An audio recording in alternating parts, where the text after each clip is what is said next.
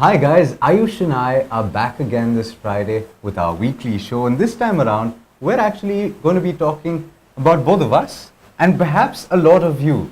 Ayush of course is getting older by the day and I'm growing younger, but we're in fact talking about millennials. Alex actually will cease to be a millennial at the end of this week, and I must put it out there. And I have a long way to go. So I thought it's important that we get to this report out by Morgan Stanley, and we have the man behind the report with us as well. Absolutely. Parag Gupta is here and he's going to give us an insight about what really this report, I understand Parag that this is the first of a series and it promises to be a very interesting series into the millennial. You're trying to get into the heads of millennials and thereby into our heads to determine what really we're going to do with regard to consumption. So can you give us an indication as to what this is about? Yeah, so as you rightly said, India is a land of millennials. We're talking about a 400 million population of people between the age groups of 18 to 35. This is the largest globally. And clearly, this number will keep growing as we go forward. So, by 2020, this number will be in excess of 500 million. That's 36% of India's population. These are the consumers who are going to change the way they consume, they transact, they search, they communicate, the way they pay. All of this is going to have significant implications for the way business is done today. And as a result of that, the key reason why we wanted to do this survey is to get a sense of what really are you guys doing in terms of entertainment. What are you doing in terms of the products that you want to buy? What are you searching for? What are you transacting for? And how this can impact different businesses. And also what devices we're using to search. Absolutely. Right? Because I think one of the key findings of your report is the kind of penetration there was with regard to the use of phones, smartphones, and 4G connectivity. And you know what's interesting, Parag, about that is that when we talk about millennials, we classify them as this age group. Yeah. And no matter what borders or barriers there are, millennials around the world are doing similar things. That's another thing that you gathered from this survey as well? That's right.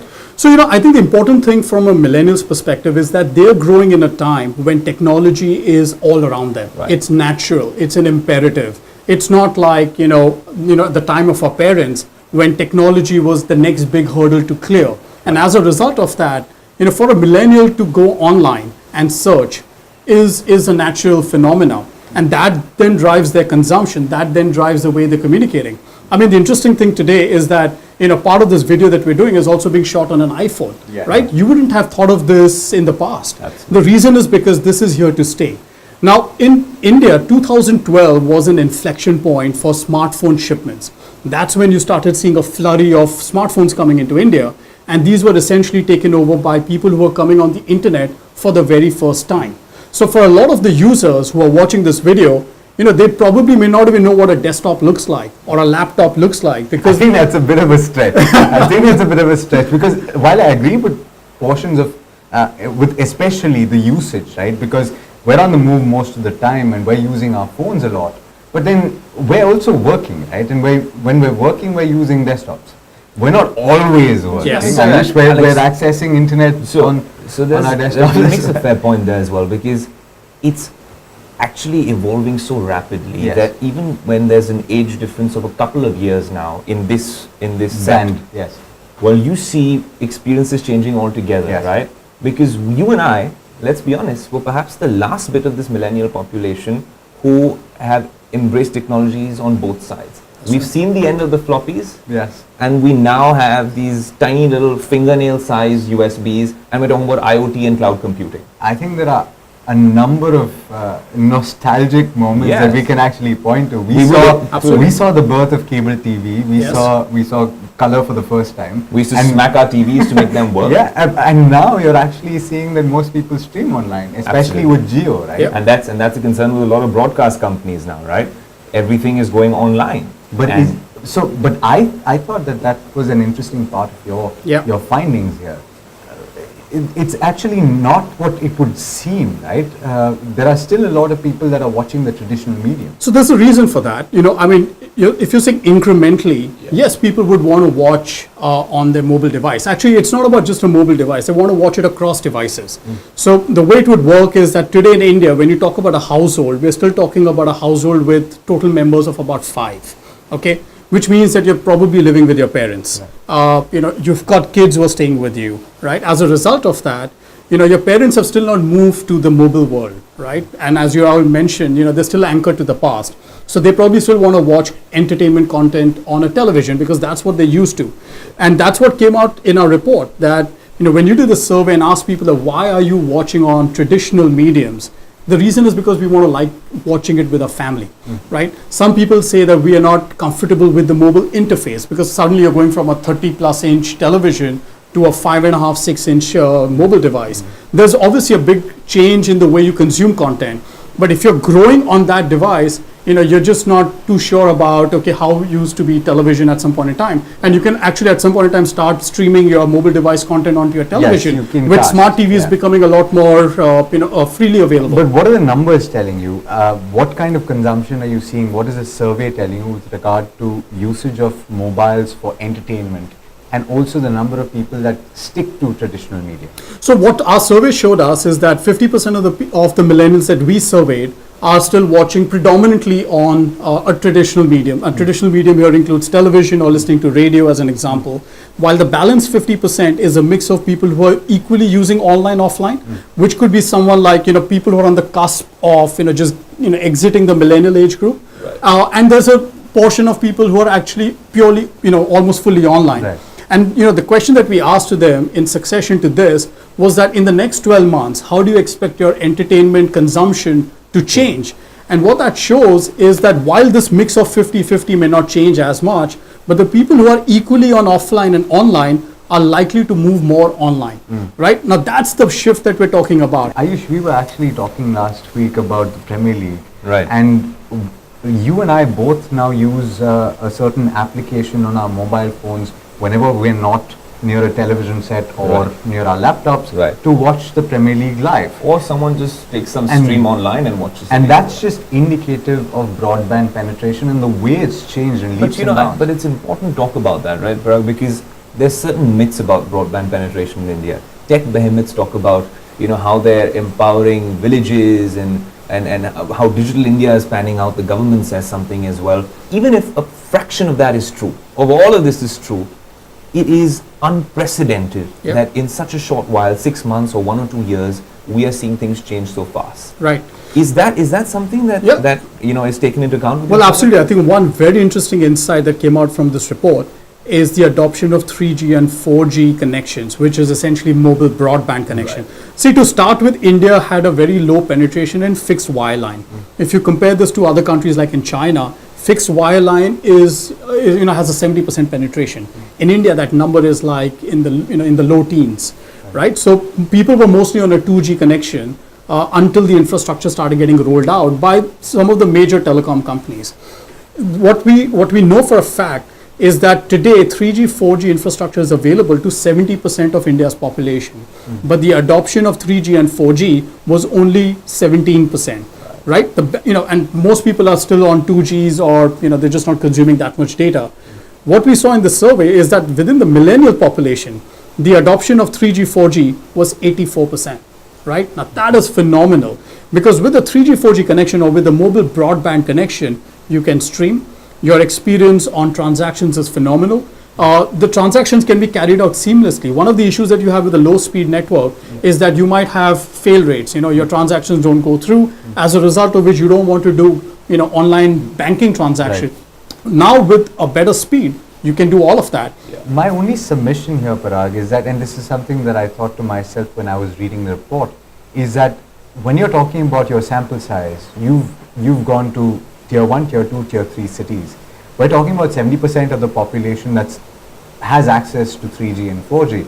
However, is this report perhaps exaggerating the matter a little with regard to the potential that millennials pose? Because a lot of them are still in rural India. A lot of them may not have that access, right? Sure. So, the survey is obviously a sample, but, we've tried to get a sense of what's happening across tier 1, tier 2 and tier 3 cities, not just, tier 1, right? And I think the trends that we saw in the survey actually show that tier 3 consumers or millennials are consuming content, mobile broadband, etc., more than even people in tier 2 cities. So yes, there's a sample, there's a risk attached to that. But the point is that if this is how the millennials are shaping up across 24 cities that we sampled, I think that's good enough to start with. Because if you look at the internet sector today, only 12% of the internet users in India are shopping online. Okay, Right. that's like a 50 million population. We're talking about millennials, which are 400 million today. Even if half of them were to start shopping online, that's a 200 quantum. million. It's a huge number. So if you in this report, we've actually shown that by 2020, while the millennial population would be 36% of India's population, they will actually be close to 60% of India's internet population, and they will be close to 80% of the online shopping population. So bulk of the transactions that will happen online will be driven by millennials. Now that does not mean that they're only shopping for themselves. They could be shopping for their family. And this is not too different from China. In China, 5-10 years back, millennials out there were driving 80% of all e-commerce transactions as well. So we're kind of similar. It's just that India's 5 to 10 years lagging China. But I think the phenomena should be more or less similar. It's interesting, Parag, because when you talk about e-commerce and this boom, and we saw it happen with China, and a lot of you all peg the next 20 years for India to be that nation-building boom phase as well. But what's interesting with that is that there was another insight in your survey where you spoke about millennials on e-commerce sites and how they are actually behaving. And this is something that marketers, advertisers will have their ears perked up to. Yeah. Because it's not just the low prices and the crazy discounts. It's also the fact that you have exclusive online-only deals. Content.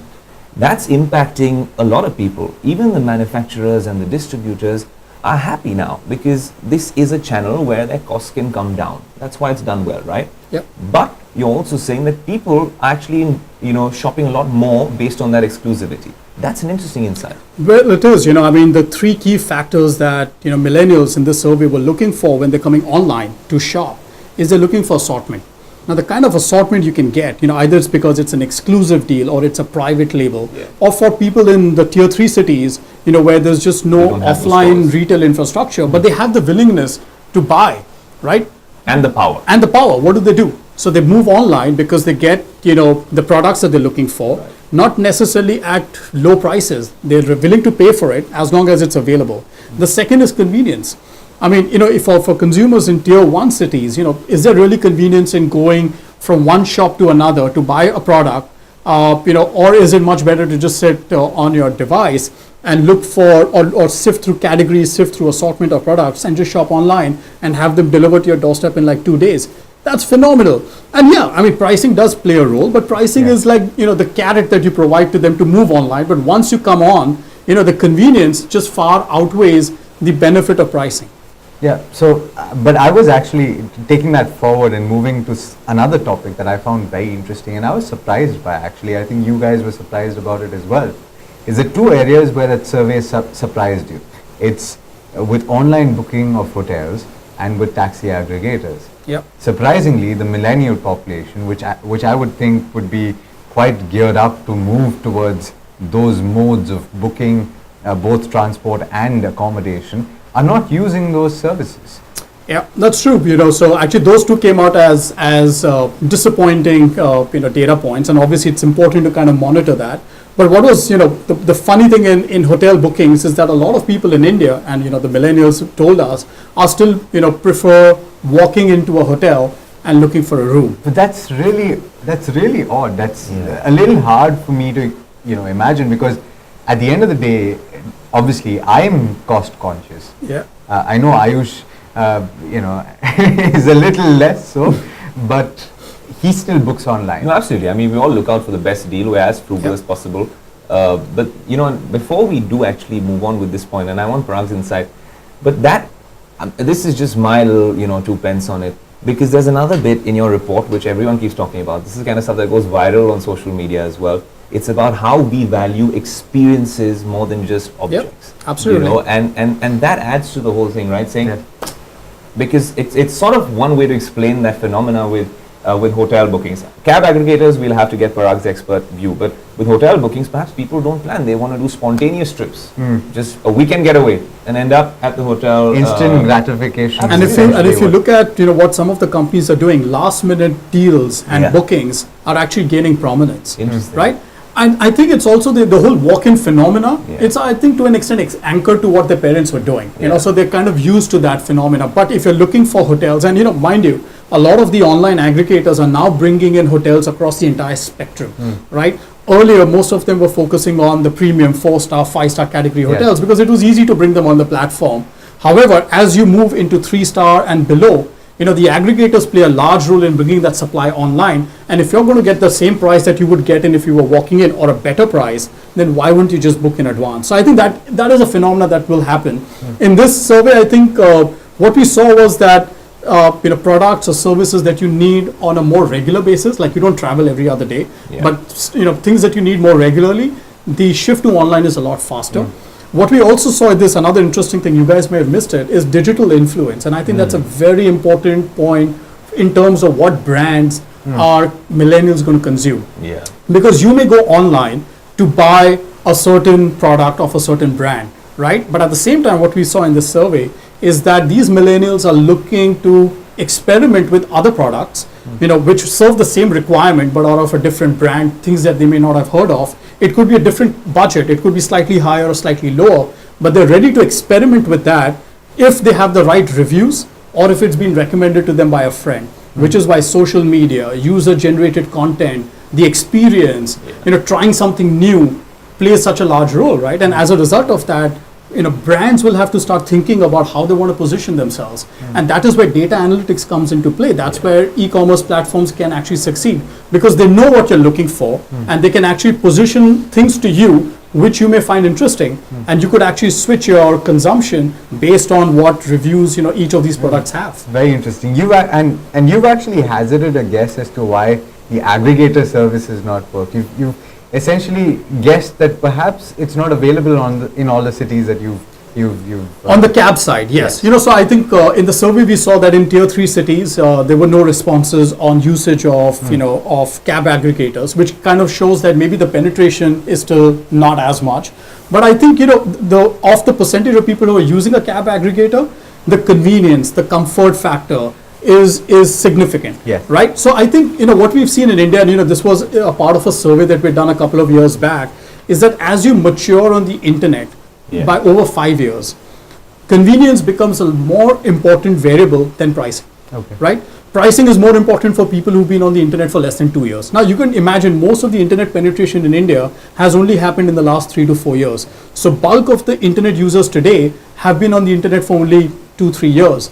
By calendar 2019 or beyond, almost half of India's internet population would have matured by over 5 years. And that's when convenience becomes a far important variable to consider. So I would assume a lot of these transactional activities can see a significant shift.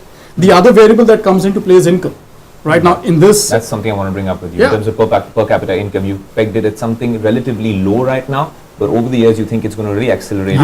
You think it's going to double, more than double by 2025? Yeah, so our economics team believes that, per capita incomes were at about $1,700 in 2016. That number will be closer to $2,500 by calendar 2020. Which is the initial number. The 1,700 is relatively lower to any other economy out there in a similar... Absolutely. So we're starting off on a low base. So you got to keep that in mind when we're thinking of projections, that people will take time because economic growth is still not in, and that's, per capita income is a reflection of that. But there's a worry about whether that's going to be broad-based growth or concentrated in certain pockets, because as we stand today, the gulf is extremely large. Yeah. And another survey that we actually looked at was from the Labour Ministry, not too long back, just before the budget, and what that pointed out was towards the unemployment rates in the youth, right, which are very significant, which are higher in fact than the national average. So another point there is it's not just per capita, it's also availability of jobs, availability of income generation. But that's also something in your report that you've pointed out too, that this large youth population that is potentially employable over the next 10 years or 20 years, these schemes like Skill India, Make in India, Digital India would play a key part according to Absolutely. See, when we look at the numbers, when I'm talking about these all online shopping number that we're talking about, what is the number today? 50 million. What is that as a percentage of the overall population? It's nothing, right? It's an insignificant number. Right. This number, if it moves up to about 300 million plus over the next 4-5 years, which is what we are saying, it's not such a big penetration in the overall population. So we're not saying that the entire country will start shopping online. Even if a small percentage of it moves online, that in itself is great to drive overall, growth of the e-commerce business. To put it differently, the amount of money that people were spending, the online shoppers were spending online, as a percentage of per capita income in India was 14% last year.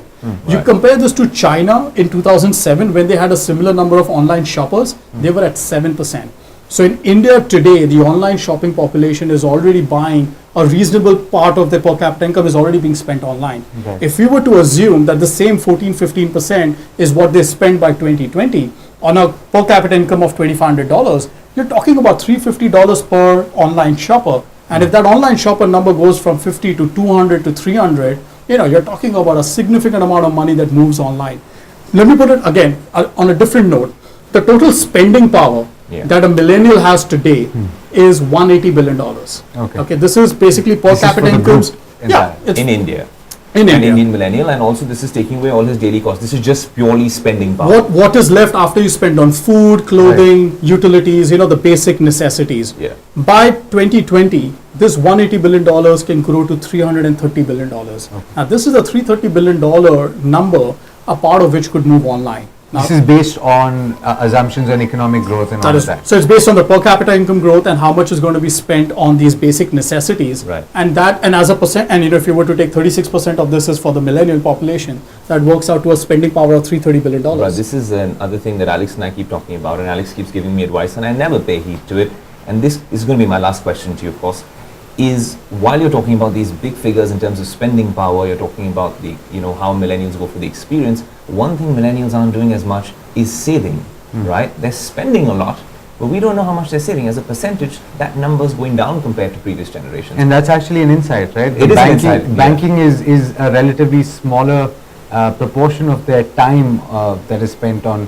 So they are earning, they're spending, but are they spending wisely and saving wisely? That's the key question. Yeah, so that's an insight that we'll have to wait for, when we come out with more detail in a subsequent report. But so I would assume that, from what we saw in the survey is that yes, they are saving, but we didn't want to talk about this in our report because that's not what we were covering on. But the point is that, there was a different question asked that if your income were to, increase by 10%, what are you going to spend this on? And I think, that's more relevant because the first thing that, the top three categories that they want to spend on is personal beauty health products, on entertainment, and on shopping. Basically everything Ayush would spend. And everything Alex needs to spend on. But yeah, having said that, but that's an interesting insight because maybe we'll get that in subsequent reports from Parag. We'll have more conversations like this. Well, all you millennials and everyone watching, thank you so much for tuning in. You know that you must be spending on the experiences. Parag has really, played it out perfectly for us and told us everything about what we're doing, how we're doing it, and exactly how much we're going to spend on what. So spend wisely, enjoy your experience, and stay tuned to Bloomberg Quint.